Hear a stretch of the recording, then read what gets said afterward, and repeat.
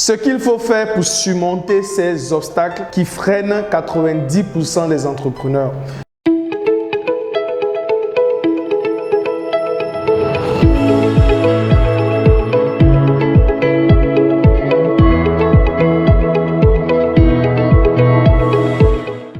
Bienvenue à vous. Si c'est la première fois que vous me suivez, je vous recommande de faire 3 choses. La première des choses, liker. La deuxième des choses, de vous abonner. La troisième des choses, de me laisser un commentaire, de poser une question ou peut-être de laisser une appréciation qui me permettra de savoir si vous appréciez ce type de vidéo. Alors, dans cette vidéo, comme l'annonce le début, nous allons parler très clairement des différentes stratégies que vous pouvez mettre en place qui vous permettront de surmonter les obstacles qui freinent 90% des entrepreneurs.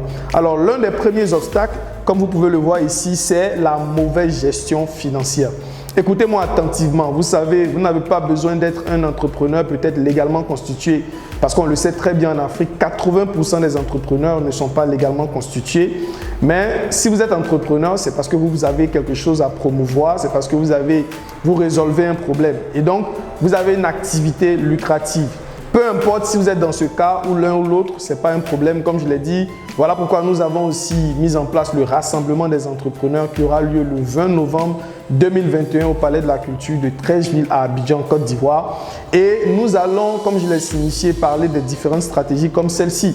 Si vous avez une entreprise légalement constituée, que vous avez un comptable, demandez-lui simplement et purement de vous constituer vos différentes charges fixes mensuelles de l'entreprise, aussi vos différents CA, c'est-à-dire le CA de l'entreprise, le chiffre d'affaires et aussi à prendre très au sérieux les différentes marges que vous faites entre le CA et les dépenses.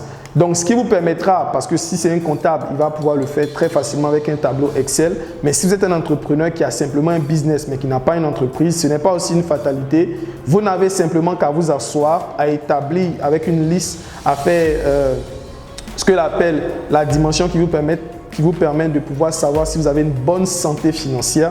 Vous prenez un stylo, simplement vous émargez et vous mettez toutes les dépenses fixes que vous faites de façon systématique à chaque mois, de façon répétitive.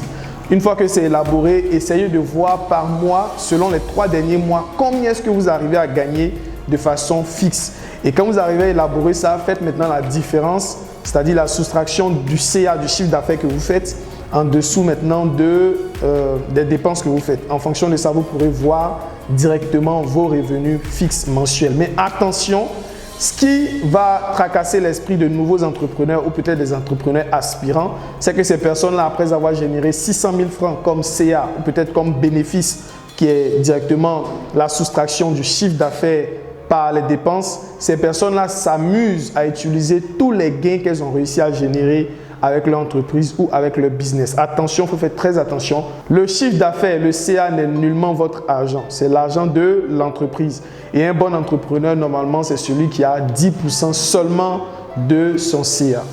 Deuxième obstacle qui freine énormément d'entrepreneurs aussi, c'est directement la mauvaise procédure d'embauche et de management. Écoutez-moi attentivement les amis, si vous êtes entrepreneur ou si vous avez une entreprise, tout simplement une grande entreprise ou même si vous avez un business, vous devez simplement vous faire accompagner par des personnes compétentes.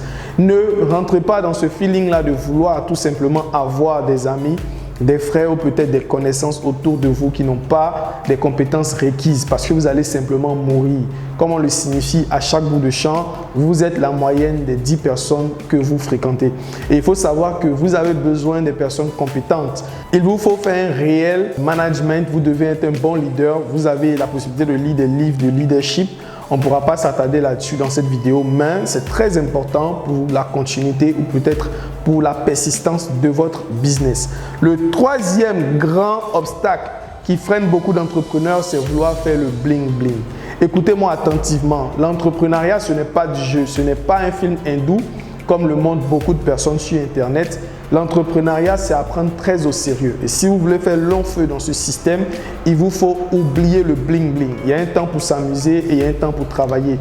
Rassurez-vous, dans l'entrepreneuriat, vous avez 99% de votre temps qui sera pour travailler, non pas pour vous amuser.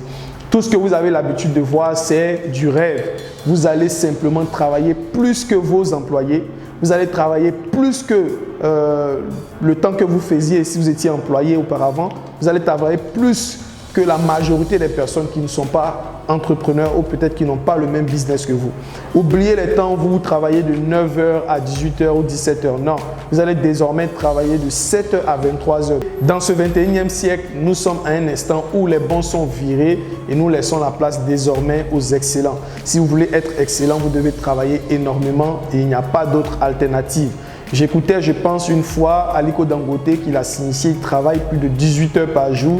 Et vous qui me suivez, est-ce que vous êtes Aliko Dangote? Je ne pense pas. Si vous n'êtes pas Aliko Dangote, qui lui est l'homme le plus riche d'Afrique et qui travaille 18 heures par jour, vous comprenez aisément que vous devez aussi saisir la balle au bon et donc travailler énormément pour l'avancée de votre business ou de votre entreprise.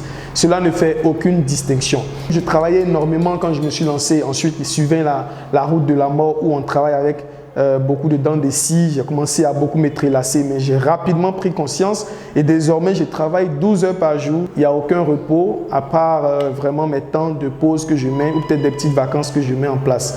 Donc je vous recommande de faire pareil. Oubliez le bling bling si vous voulez être un entrepreneur qui aura du succès. Et voici donc comment vous pourrez éradiquer ces 3 grands obstacles qui freinent 90% des entrepreneurs grâce à ces stratégies assez pratiques. Si vous avez aimé cette vidéo, je vous recommande de venir le samedi 20 novembre 2021 à Abidjan, précisément à Treichville, au Palais de la Culture, à la salle Anoumambo, où nous aurons le grand rassemblement des entrepreneurs qui va réunir toutes les personnes de divers horizons qui viendront partager une expérience, se faire des contacts et surtout saisir véritablement toutes les bonnes opportunités qui s'offrent à elles. On se dit donc rendez-vous à la prochaine vidéo. Likez, partagez, abonnez-vous et ce serait un plaisir de vous retrouver. Ciao, ciao!